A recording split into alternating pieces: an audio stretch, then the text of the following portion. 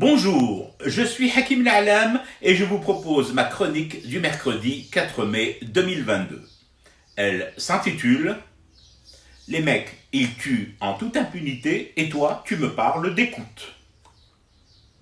Le Premier ministre espagnol et sa ministre de la Défense ont été espionnés par les Israéliens à travers le logiciel Pegasus.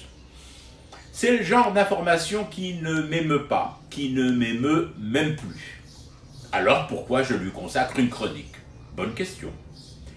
Parce qu'en fait, ce qui m'émeut, voire me révolte un chouïa, c'est que l'on puisse s'émouvoir justement de découvrir en 2022 seulement que Tel Aviv espionne tout le monde et plus encore, jusqu'à E.T. de Spielberg. Mais enfin, c'est Israël, voyons.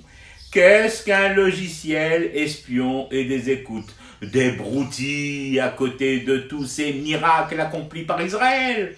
Il y a des pays démocratiques, sourcilleux avec les lois, vachement à cheval et à taureau avec les droits de l'homme, qui ne lâchent rien en temps normal lorsque l'intégrité de leur sol et territoire est violée et qui pourtant se la ferment superbement, font silence assourdissant lorsqu'un commando de tueurs israéliens débarque en goguette chez eux, s'introduit dans un palace, une maison, un appartement et y trucide des gens sans autre forme de procès, juste parce que les sages de Sion ont décidé que la cible devait être éliminée.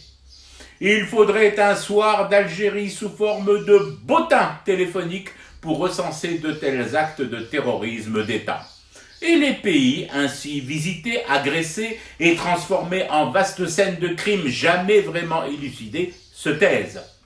Cela ferme, ou alors Queen impitoyable, vous allez voir ce que vous allez voir, avant de se la fermer à nouveau et surtout définitivement.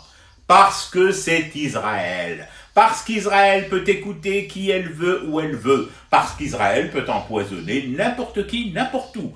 Parce qu'Israël n'obéit à aucune territorialité juridique. Parce qu'Israël peut débarquer, assassiner et ensuite repartir tranquille en Zodiac ou carrément en avion, se payant même le luxe de sourire aux caméras de surveillance des aéroports. Bien évidemment, lorsque vous rappelez cela, juste cela, vous êtes alors taxé de gros dégueux d'antisémites, de néo-nazis à la culture et à la civilisation aussi large que les rayures d'un pyjama.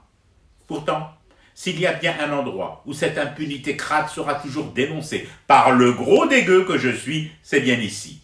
Un État voyou, une entité terroriste, vivant et se nourrissant d'une rente mémorielle qui frise la vampirisation, cet État est libre d'écouter, d'espionner, de traquer et de tuer qui n'entre pas dans son qalb.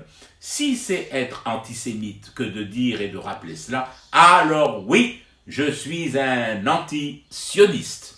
Et je fume du thé tout en restant éveillé à ce cauchemar qui continue. C'était Hakim La'alam, je vous retrouve demain pour une autre chronique et une autre façon de dire son amour à l'Algérie.